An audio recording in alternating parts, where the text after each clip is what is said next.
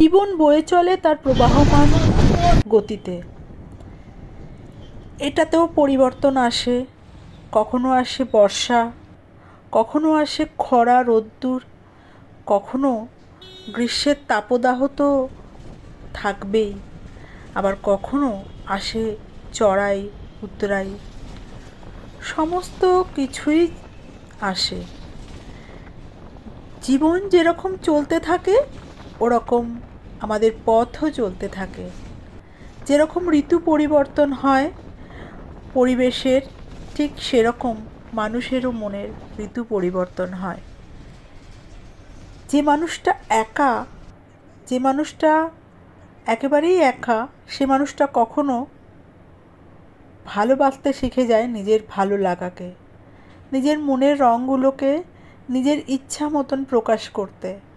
সুযোগ পেলে সে একটুও ছাড়ে না, সেই সুযোগের অপব্যবহারও সে করে না।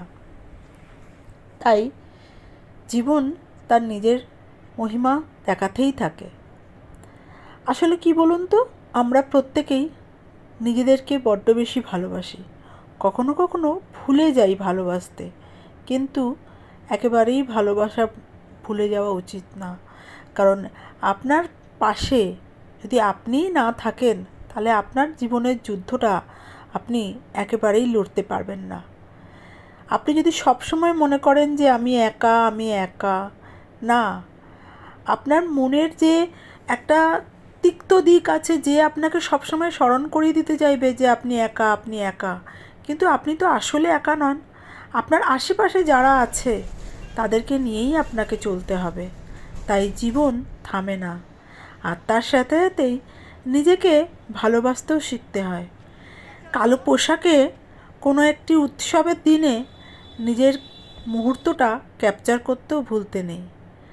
হোক না আমি কাজে বা কাজ থেকে ফিরছি, সেই সময় এই মুহূর্তটা ক্যাপচার করে রাখাটাও অনেক বেশি মূল্যবান।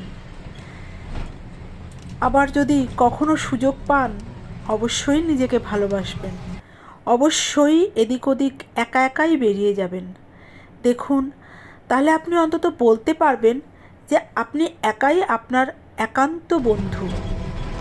এই যেমন গঙ্গার ঘাট, বা কোনো উৎসবের দিনে, বা কোনো আমন্ত্রণের দিনে, বা কোনো বন্ধু বান্ধবীদের সাথে আপনি হয়তো ঘুরতে গেলেন, সেই মুহূর্তটাকেও ক্যাপচার করে রাখতে ভুলবেন না। কে জানে ওই মুহূর্তটা আর হয়তো আপনি ফিরে পাবেন না।